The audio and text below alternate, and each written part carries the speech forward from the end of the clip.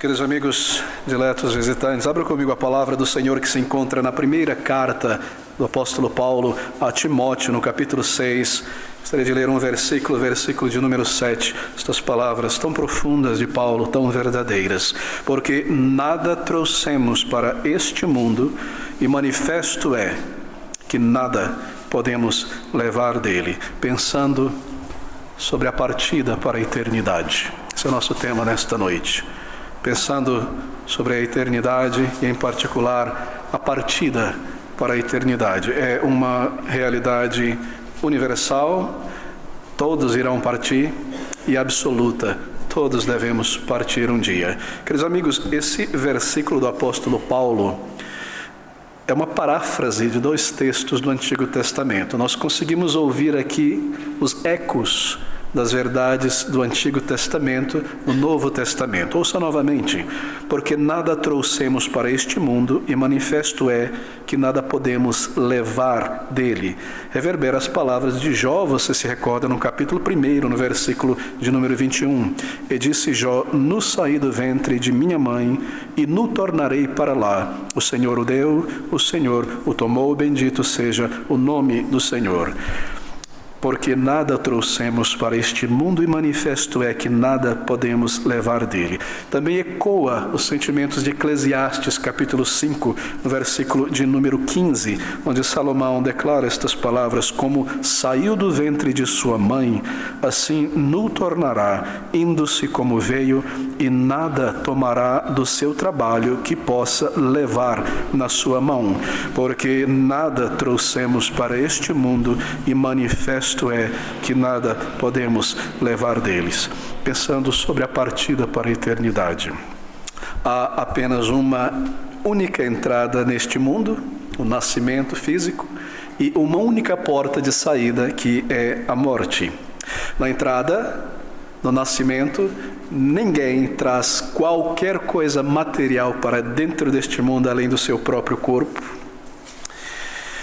Nós entramos nesta vida com uma alma eterna. Todos possuímos uma alma, e nós temos visto isso aqui tantas vezes. A alma é aquilo que nós somos, a pessoa verdadeira que nós somos. É composta pela mente, pela razão, pelas afeições, pela memória, pela consciência e pelo espírito, que é aquela parte em nós que se comunica com Deus, ou seja, é esta faculdade da alma que adora a Deus.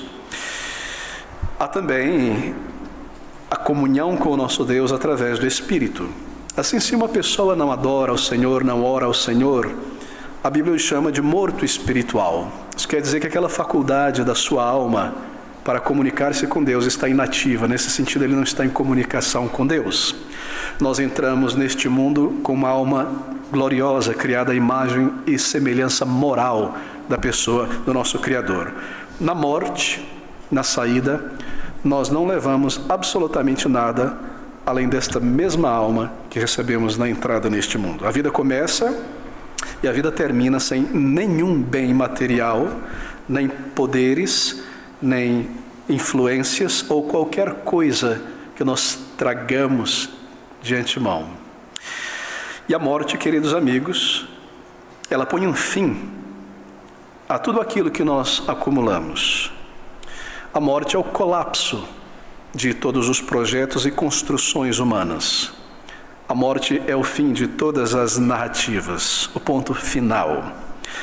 E a morte nos rouba, nos toma de todas as coisas terrenas, tira, arranca de nós de repente tudo aquilo que nós guardamos, acumulamos nesta jornada, e a morte leva todas as pessoas em todos os lugares para o mesmo patamar material. Mortos, pó, de volta à terra. Bem, nós temos uma vida muito curta, e a morte limita muitas coisas na vida. No momento em que a vida terminar, acaba também o período probatório da vida. A vida é um período probatório para buscarmos o nosso Criador, onde Ele revela, e nos prepararmos para a eternidade. Com a morte é concluído este período. O que é a morte, então? Bem, ela é muito misteriosa. é chamado de um mistério. Na Bíblia é chamado de um vale, o vale da sombra da morte. Montanhas e no meio um vale escuro, sem luz, frio. A morte, ou melhor, como um vale, é uma jornada sombria. Você precisa passar por ela. É sombria porque nós não vemos com clareza o que acontece no momento que os nossos olhos se fecham para esta vida e a alma, deixando o corpo, parte para a eternidade. É uma jornada e eu e você devemos ir por ela sozinhos. Todos iremos, cada um por sua vez, cada um sozinho. A morte pode vir repentinamente, sem ser chamada, sem ser convidada. Ela não sabe, nós não sabemos quando ela vem, nós não podemos planejar a sua vinda e planejar para ela a visita em determinado dia, em determinada década, em determinado horário. Ela simplesmente vem. Você pode estar jovem, muito saudável, e de repente ela vem a você. Você pode ser uma pessoa idosa, muito saudável, e ter a perspectiva de muitos anos, e de repente ela pode vir a você. Uma enfermidade repentina, um acidente inesperado. A morte tem sido chamada de o último teste ou prova da vida, e assim a morte é o final de muitas coisas na vida. Pense sobre isso em particular, a morte como a conclusão, o final, o acabar de muitas coisas. Por exemplo, se você é uma pessoa que afirma não crer no Senhor Jesus Cristo como Filho de Deus, o Salvador, enviado por Deus a este mundo, em outras palavras, se você é um ateu, um incrédulo, um descrente, o último dia da tua vida é o último dia da incredulidade. É o último dia dessa descrença. Não há mais descrença. Após a morte, tudo que você descreu ao longo da vida é provado a você como um fato. Em outras palavras, na morte você se torna um crente. É muito tarde, porém. Você passa a crer e acreditar em tudo que você descreu. Nós vemos as palavras do Senhor Jesus Cristo ilustradas na parábola do rico e Lázaro. Na morte, o último dia da vida, é o final da incredulidade. Sua alma deixará o teu corpo e subirá para se apresentar diante do teu Criador. Ele te chamará. E você nunca mais poderá negar todas aquelas verdades que você negou, porém é muito tarde. Assim, na morte um ateu se torna um crente. Os mais eloquentes ateus, na morte, é o fim do seu ateísmo. A morte, o último dia da vida, é também o final da misericórdia de Deus. Misericórdia é algo para esta vida. O último dia da vida é o final da misericórdia de Deus, para ter perdão, para buscar do Senhor a salvação que Ele oferece livre e gratuitamente, comprada pelo Senhor Jesus Cristo, que é oferecida continuamente ao longo de nossa vida. O último dia da nossa vida é o último dia da misericórdia de Deus. É também o dia em que todas as esperanças acabam, se você morrer sem Deus, isto é, sem Cristo Jesus como seu fiador, o seu Salvador. Sem Deus, sem perdão, sem reconciliação. Meus queridos amigos, eu sei que estas palavras elas são muito solenes, porque esse é um tema solene. O último dia da vida é também o último dia do pecado no corpo. É o final de todos os pecados de atitudes, é o final de todo ressentimento, de toda ira, de toda amargura. Não haverá mais nada ofensivo a ser realizado no corpo no último dia. O último dia da vida é o último dia do pecado em teu corpo presente. Se você terminar esta vida, o teu último dia chegar e te encontrar sem a salvação em Jesus Cristo, o último dia da tua vida será o último dia em que você sorrirá. É realmente impressionante pensar sobre isso. Não haverá mais alegria de qualquer tipo ou qualquer natureza, nem entretenimento, nem preocupações com coisas triviais, como eu vou me vestir, o que eu vou comer, o que as pessoas vão dizer ou pensar sobre mim. Será o último dia da trivialidade. Se você terminar a vida sem o Senhor Jesus Cristo, não há como esperar qualquer alegria após este último dia, nem a contemplação de coisas belas que tocam a alma e as emoções. Não haverá mais. O último dia da vida traz o final de todas estas coisas. Como eu disse, o último dia da vida é o último dia da trivialidade, do orgulho espiritual, da soberba. Não me fale sobre religião mais, eu não quero ouvir sobre isso, sobre Cristo, sobre arrependimento, eu não estou interessado. O último dia da vida é o último dia da soberba, do orgulho espiritual e de cavar trincheiras para resistir à palavra de Deus. E a morte, ela vem a cada um, ela vem em nossa direção. Por exemplo, as grandes figuras, os grandes personagens da história da humanidade, grandes figuras como Alexandre o Grande ou Napoleão e tantos conquistadores, todos eles foram conquistados um dia pela morte. Todos eles. Pessoas que fizeram coisas notáveis ao longo de suas vidas, coisas nobres, como pessoas que por muitos anos foram salva-vidas, médicos em pronto-socorro. A morte vem e leva, de repente, todos eles. Todos teremos que ir. Atletas, grande esforço, recordes fantásticos, admiráveis, medalhas e recordes. Reis, estrelas da música, da arte e pessoas comuns, tão simples, que andam pela rua para cima e para baixo. A morte é quando Deus requer de volta a alma à sua presença. E todos nós teremos que ouvir do Senhor em nossa alma, em um determinado momento, naquele último dia, como que a voz do Senhor comandando a nossa alma: vem para a eternidade.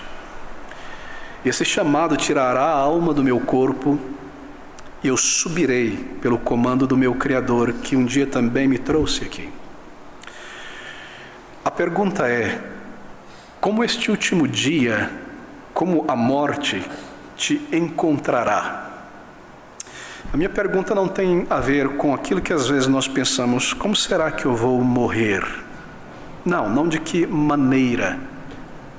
Como a morte te encontrará? Qual será o teu estado de espírito naquele último dia? Será que você irá morrer e a morte te encontrará em rejeição? Eu não preciso de paz com Deus. Eu não acredito nestas coisas.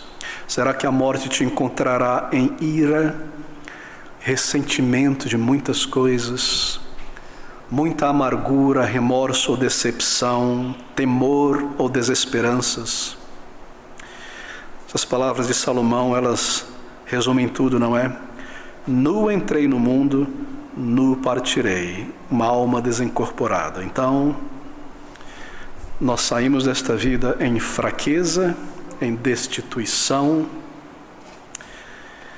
e tudo que contará na morte é o que você é naquele dia, como uma alma diante de Deus, o teu Criador. É a sua vida, a sua alma vista espiritualmente. Ela vai estar viva ou morta, salva ou não salva, pronta para partir ou não. Na morte, diz a palavra de Deus, nós nada, absolutamente nada levamos desta vida. Bem, deixe-me mencionar algumas coisas que eu não posso levar comigo. Veja o versículo 7. Porque nada trouxemos para este mundo, e manifesto, notório é que nada podemos levar dele. Bem, nada trouxemos para deste mundo, dentro deste mundo. E o fato de que nós não trouxemos nada para dentro deste mundo ao entrar nele é a prova da impossibilidade de nós levarmos qualquer coisa para fora dele. Por exemplo, quando você tem um primeiro filho, uma primeira filha, você tem que preparar tudo, não é? O filho não vem com um carro-baú cheio de fraldas e berço e tudo o que você precisa. Ele vem com nada. Ele vem para receber o que precisa. Ele precisa de berço, de banheiro, de toalha, etc. O bebê entrou, chegou. Mas cadê a mala? Cadê as fraldas? Cadê? Não trouxe nada. Não é verdade? E assim, queridos amigos, tudo deve ser provido, tudo deve ser trazido, muitas e muitas e muitas e muitas e muitas coisas ao longo de meses e anos e décadas de uma vida. E você se preocupa com tudo o que é necessário para prover o bem-estar para esta criança. E você pensa de antemão na educação, nos jogos para a mente, nas vitaminas e tantas coisas. Mas quão poucos são aqueles que se preocupam em treinar esta criança, este ser, esta alma que entrou no mundo, treiná-la para ir conhecer a Deus, o seu Criador, tendo em vista que a vida é um período probatório e ela logo chegará à conclusão. Prepararam para a jornada da vida que chegará ao final. E assim a vida chega ao final, passa, e assim nós nos vamos como nós entramos. Pense sobre o corpo humano como uma espécie de apartamento alugado. Quando você aluga um apartamento com a mobília, muito bom, e você tem que sair dali, infelizmente, por mais que você tenha gostado daquele abajur art déco, você vai ter que deixá-lo ali. E assim é este corpo, assim é esta vida.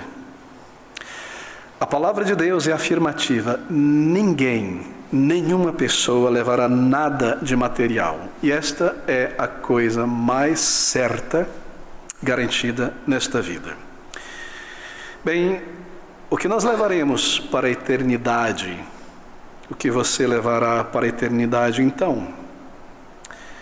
Você levará a tua alma, a tua pessoa. Você deve, ela não pertence a você, ela não pertence a mim. Eu subirei em minha alma, eu deixarei para trás o corpo que será consumido nesta terra, então eu subo ao Senhor. E o que mais nós levaremos naquele último dia? Bem, eu te digo que você levará. Se ao longo desta vida breve, curta, fugaz, você não buscou o Senhor de todo o coração para o perdão e para a reconciliação, tudo que você levará com tua alma é a tua culpa pelos teus muitos e muitos e muitos pecados. E você levará isso manchando a tua alma para entrar na presença de um Deus santo para ser julgado e condenado. Queridos, eu estou lidando com coisas muito solenes aqui. Você não levará a tua saúde, nem o teu atletismo, nem amigos, nem influências, nem medalhas, só a tua alma, e se não, salvo a tua culpa. A culpa de todos os pecados contra Deus, na mente, nas emoções, nos atos, nas palavras, tantos pecados não encarados, não confessados e não perdoados por Deus, carregado em nossa alma, uma consciência culpada. E a culpa é um estado legal, nos coloca na presença de Deus, nos traz para a presença do juiz como pessoas já condenadas. E a culpa estampa em nossa consciência que não haverá naquele dia debate, julgamentos, testemunhas, promotor de justiça, haverá apenas a declaração de uma sentença. O Senhor Jesus Cristo, em seu Evangelho, em João, no capítulo 3, versículo 17 e 18, ele diz que aquele que não crer, que é uma palavra pequena que resume o buscar a Deus, o encarar os seus pecados, confiar no Senhor Jesus Cristo, aquele que não crê, ele não diz que ele será condenado, ele diz que ele já está condenado. Ali será então a sentença a declaração de apartai-vos de mim. Você não poderá levar tua saúde. Eclesiastes 5:7, que palavras, não é? Nu entrei, nu saí. Quando nós partimos sozinhos. Então eu devo me apresentar naquele momento diante do meu Criador. Lá no livro de Hebreus, no capítulo 9, no versículo de número 27, é declarado que ao homem, ao ser humano, foi determinado por Deus, o Criador, morrer uma só vez, então o juízo. Não haverá uma outra vida aqui, uma outra chance, chances inacabáveis, uma única morte, uma única vida, um único período. Então, na presença do nosso Criador. Naquele dia de partida, eu partirei tão consciente quanto eu estou aqui, porque a consciência está na alma e não no corpo. E embora o corpo esteja fraco e doente, a alma estará tão desperta como agora. E eu entrarei consciente na presença de um Deus santo, um Deus justo, que porque é justo deve julgar e não pode fechar os olhos para os nossos pecados, um Deus reto e um Deus também que é amor e misericórdia e enviou um Salvador para que todo aquele que nele crê não pereça, mas tenha vida eterna. E a santidade de Deus, que significa a sua retidão, justiça moral, demanda o julgamento do pecador. O julgamento de todos os pecados cometidos contra a sua santa e maravilhosa lei. Assim, nós temos quebrantado a lei de Deus de milhões de maneiras. Mentiras e orgulho, avareza e todo tipo de coisa. Dirigido a nossa própria vida. Desprezado a palavra de Deus de muitas maneiras. Resistido à palavra de Deus. Quantas vezes nós pisamos na consciência para seguir em frente em algum pecado em particular ou voltar a ele. Assim, cada um de nós somos pessoas culpadas diante da lei de Deus. E sendo Deus justo, Ele deve sentar-se em julgamento para julgar. Ele não pode simplesmente permitir pecadores entrar no céu, varrer o nosso pecado para baixo do carpete. Ele não seria justo. Este não é o Deus da Bíblia. Este é o Deus do Islã ou de outra religião, mas não o Deus santo, glorioso da sua palavra, um Deus de amor e misericórdia. Assim, queridos amigos, deixe-me voltar à carta aos Hebreus por um segundo, no capítulo 9, no versículo 28, está logo depois de 2 Timóteo. Nós vemos essas palavras inspiradas pelo Espírito. Hebreus 9, 27 e 28. E como aos homens está ordenado morrerem uma vez, vindo depois disso o juízo, observe, assim também Cristo, oferecendo-se uma vez para levar os pecados de muitos, aparecerá segunda vez sem pecado aos que esperam para a salvação. Como Deus pode ser misericordioso e justo ao mesmo tempo? Porque toda a minha vida eu tenho ouvido que Deus é amor, que amor é uma característica essencial de Deus. Como pode Ele ser amor, misericordioso, e ao mesmo tempo permanecer santo, justo e punir? Veja, é uma questão séria, é uma questão que você precisa lidar e responder. Como pode Deus punir, e o pecado é punido com a morte eterna, o inferno? E Deus deve executar o seu juízo, ser justo, e ao mesmo tempo Ele ser amor e misericórdia, e salvar e perdoar e trazer o pecador para o céu. Essa é uma questão que o islamismo, por exemplo, simplesmente não compreende. Conversando com muitos muçulmanos há muitos anos. Chegando a este ponto, a resposta à pergunta é: e os nossos pecados? A resposta era: Allah é misericordioso. Certo, mas é também Ele justo? Irá Ele julgar o pecado ou simplesmente apagar as minhas transgressões e eu entro ali? Este não é o Deus da Bíblia. Para Deus permanecer justo, Ele deve lidar com os nossos pecados. E para Ele mostrar misericórdia, amor e perdoar o pecador, o pecado deve ser lidado. E essa é a resposta deste versículo diante de nós. assim também Cristo, oferecendo-se uma vez para levar os pecados de muitos, aparecerá a segunda vez sem pecado aos que o esperam para a salvação.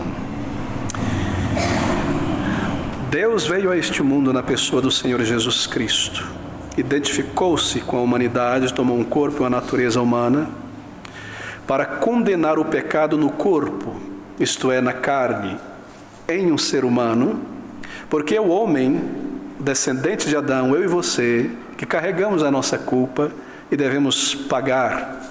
Cristo veio, tornando-se um homem, para pagar em seu próprio corpo, em sua alma, na carne, aquilo que o pecador merece da punição de Deus. Ele oferece-se a si mesmo, e essa é uma oferta que dá um passo à frente voluntário, como um sacrifício no lugar de pecadores, não por pecados seus, porque ele nunca cometeu. Assim Deus lida com o pecado, punindo em Jesus Cristo o meu pecado, a minha culpa.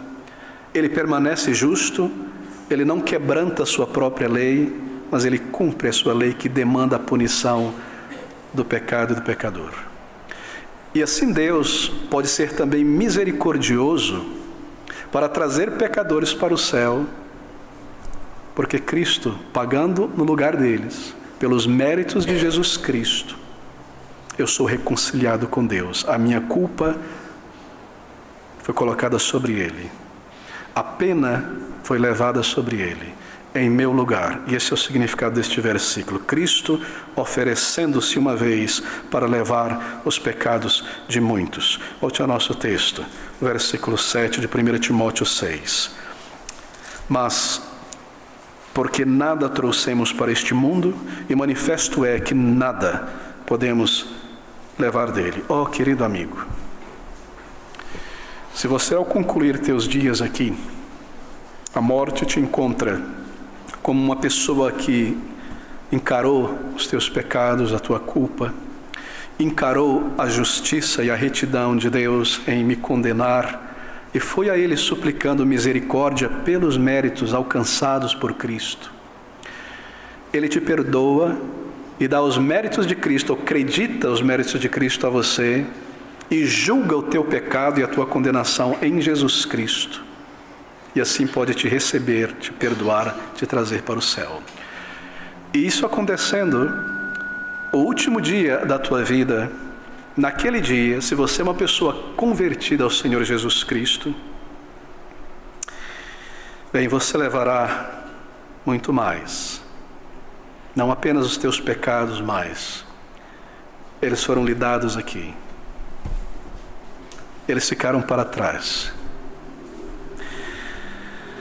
Você pode ir perdoado, você pode ir justificado para entrar no céu, limpo, santificado, e com um título de honra para ser recebido honrosamente ali, um filho, uma filha de Deus, porque o Filho de Deus fez-se homem para lidar com o pecado, para que os filhos dos homens pudessem ser feitos filhos e filhas de Deus. Você poderia levar muito mais, muito, muito mais. Se você conclui a tua vida aqui, você parte com a tua alma, e você parte, querido amigo, com o perdão de Deus em tuas mãos. Um documento, assim por dizer, da parte de Deus, assinado com o sangue de Cristo. Isso é uma metáfora. Você parte para entrar na presença de Deus. O que significa dizer que, embora eu seja um pecador diante da lei de Deus, eu cometi de fato crimes. Não é que foi provado que eu não cometi o crime, eu cometi. Não é que eu fui absolvido porque eu não fiz nada, eu errei, eu pequei, eu mereço a punição. Não é que eu fui descondenado, mas porque alguém pagou em meu lugar. E eu recebo e chego ali como um pecador de fato, nos portais eternos, com esse certificado em minha mão.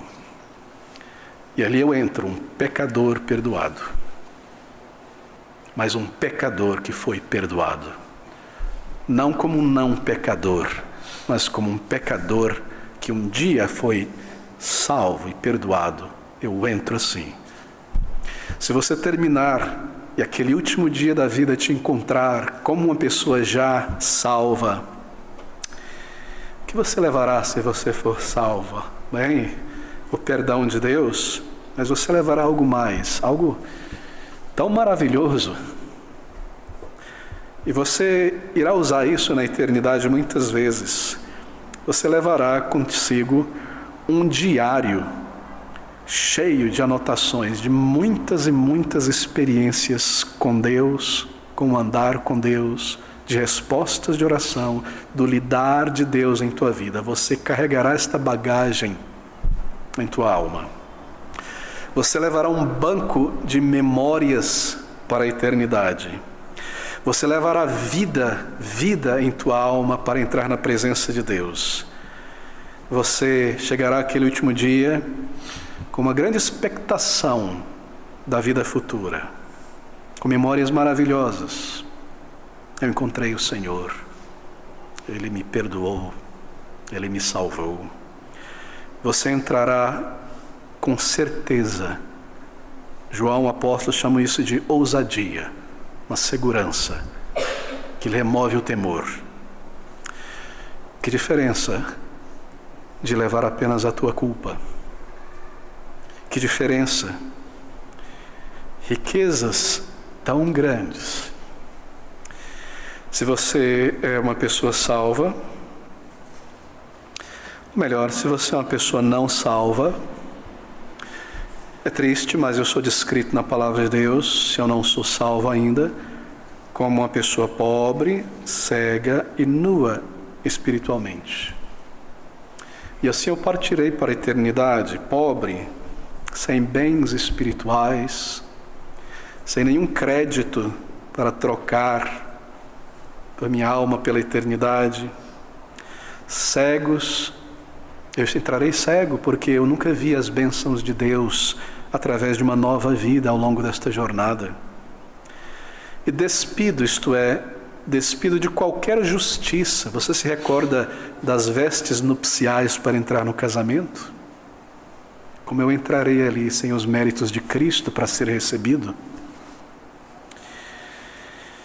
Mas se somente você se arrepender diante de Deus, dizer a Ele tudo e confessar e suplicar por perdão, por salvação, toda a verdade, e ao mesmo tempo se entregar a Ele pela fé para ser perdoado e salvo, o último dia da tua vida será o dia mais feliz de toda a tua existência, de toda a tua jornada.